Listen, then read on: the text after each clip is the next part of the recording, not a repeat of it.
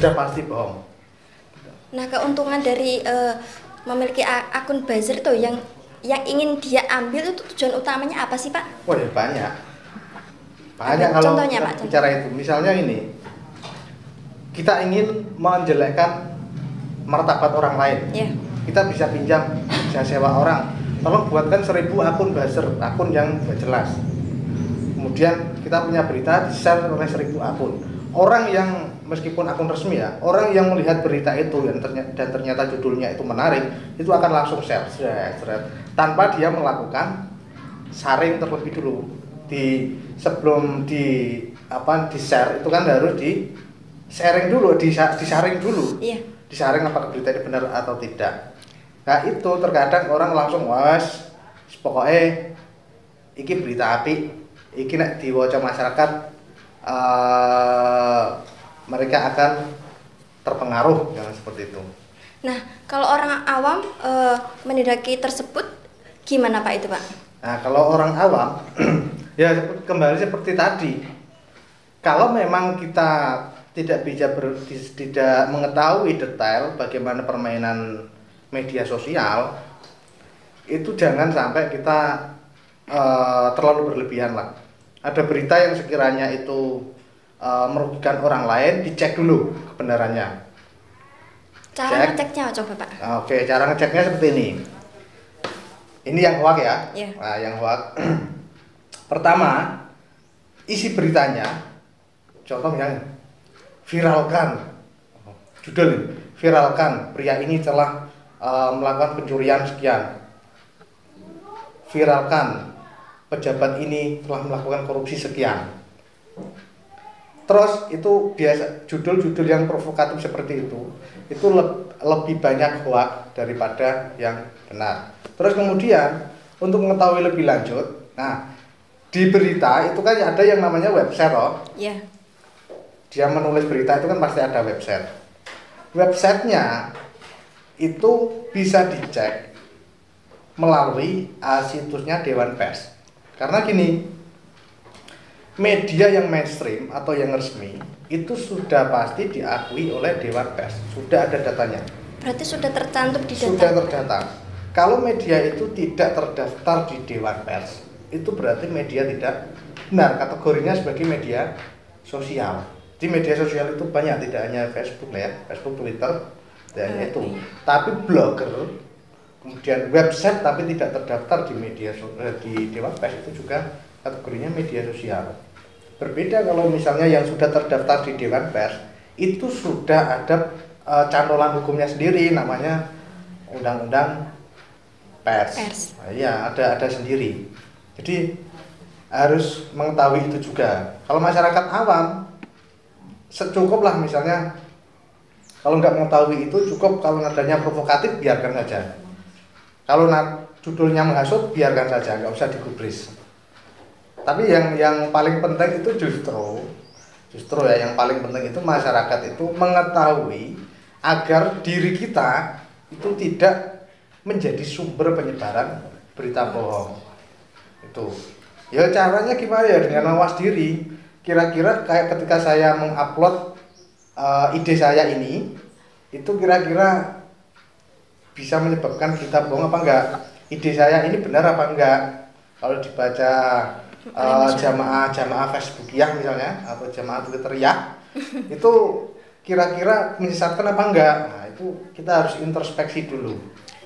Nah gini Pak, jika penyebar hoak atau oknum-oknum yang tidak bertanggung jawab bisa dikenakan hukum. Nah, apakah yang kita kan menyebar, contohnya ya Pak, menyebar hoak. Nah, orang lain membaca dan orang lain itu menyebarkan. Nah, apakah orang yang ikut menyebarkan juga tersangkut hukum? Ataukah orang yang hanya pusatnya saja yang menyebarkan hoak itu tadi, atau itu yang juga ikut? Bisa juga. Jadi gini, sumber yang pasti yang paling utama dicari itu sumbernya memang. Tapi ketika sumbernya misalnya belum ditemukan, itu kan kalau orang-orang IT itu kan biasanya ditelusuri. oh ini sumber terakhirnya dari sini, kedua ini, ketiga ini, dan sumber pusatnya ini. Oh, bisa ditelusuri toh Pak? Oh bisa. Oh sekarang itu alat-alat untuk menelusuri hal itu banyak. Itu kita juga bisa terlibat atau bisa terkena pidana. Karena gini ya, ada banyak permainan. Ketika misalnya penyebar hoax inti itu tidak tertangkap, bisa jadi penyebar subsidiarnya atau penyebar yang kedua, ketiga, keempat itu bisa jadi korban. Karena apa? Statusnya dia menyebarkan. Bukan menulis loh ya, menyebarkan berita bohong. Gitu. Makanya kita harus pintar-pintar dulu melihat apakah itu berita benar atau berita bohong yang melalui hal itu tadi. Berarti kita sangat hati-hati dalam mengonsumsi berita itu sendiri atau informasi itu. Terakhir, mohon Bapak memberikan statement terakhir dari kesimpulan yang Bapak jelaskan. Ya, jadi kita ini memang sudah dihadapkan dengan teknologi informasi. Semua orang sudah menggunakan smartphone, semua orang sudah mengenal yang namanya media sosial. Nah, setidaknya ketika kita sudah mengenal media sosial, kita harus berhati-hati. Bagaimana berhati-hati itu? Dalam istilah umum digunakan itu adalah disaring dulu sebelum di-sharing. Jadi kita harus waspada diri juga bahwa apa yang kita sampaikan di media sosial itu memang bermanfaat bagi orang lain.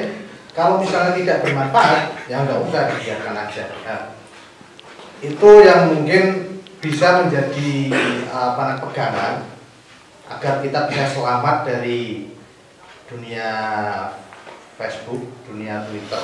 Jadi jangan seenaknya sendiri bermain Facebook tanpa ada filter yang jelas.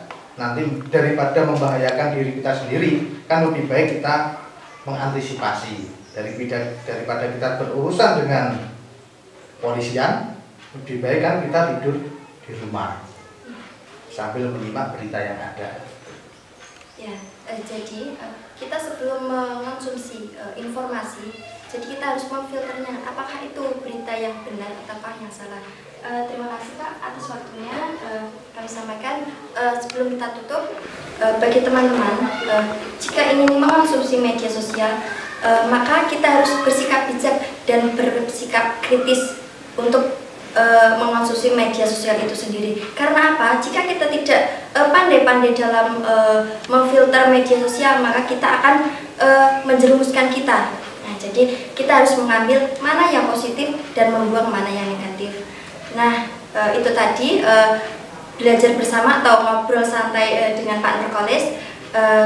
Cukup sekian. Jumpa lagi besok di Manulu Media.